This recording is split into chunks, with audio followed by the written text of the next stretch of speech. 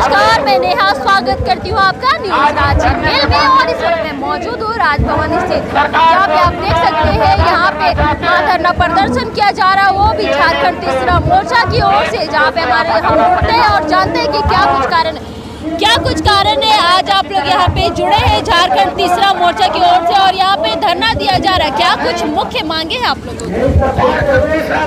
मांग भारत देश में आम लोगों की मांग है कि देश में ईवीएम जो पूरे कई प्रदेशों में और पूरे देश स्तर में एक संदेहास्पद हो चुका है। लोगों का शंका है कि ईवीएम मशीन के द्वारा वोट को प्रभावित करने का कार्य देश के अंदर हो रही है।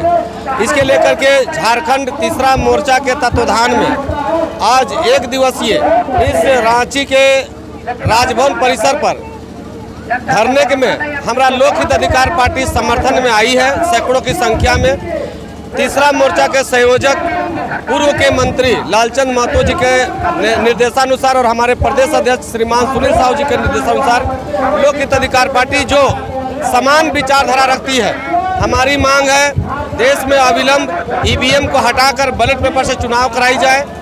देश में जात आधारित जनगणना कराकर जिसकी जितनी संख्या भारी उसको उतने राजनीति में हिस्सेदारी मिले। पूरे देश स्तरीय सभी स्तर का शिक्षा और चिकित्सा बिल्कुल मुफ्त हो। साथ ही इस देश के अंदर में वोटर पेंशन योजना के लिए भी हमारी पार्टी मुखर होकर के बात कर रही है। तो मैं कह सकता हूं कि लोक हित अधिकार पार्टी का प्रादुर्भाव जो सामाजिक न्याय के लिए हुई है और झारखंड तीसरा मोर्चा का जो विचारधारा है वो हमारी विचारधारा से मिलता है। और हमारे तीसरा मोर्चा के संयोजक पूर्व के मंत्री ने आग्रह किए थे कि हमें इस लड़ाई में समर्थन देने के लिए, इसीलिए आज हम लोग सैकड़ों की संख्या में लोक हित अधिकार पार्टी के रांची जिला के नेतृत्व में हम लोग इस धरने में आए हैं। ये 7 सूत्री मांगों के साथ आप लोग यहाँ एकत्रित हुए हैं। अगर इन पर गौर नहीं की जाती है, अगर सरकार पर गौर नहीं करती है, तो आगे की रणनीति क्या होगी आप लोग? मुझे लगता है यदि वाकई में देश में लोकतंत्र बचा हुआ है, ये देश संविधान से चलने वाला देश है, तो मुझे लगता है कि माननीय सुप्रीम कोर्ट और चुनाव आयोग सहित देश के केंद्र के सरकार को अविलंब संज्ञान लेते हुए जन भावनाओं के अनुकूल इस देश के अंदर में आने वाला 2024 का जो लोकतंत्र और विधानसभा का चुनाव है उसमें ईवीएम को अविलंब हटा करके और बैलेट पेपर से चुनाव करानी चाहिए।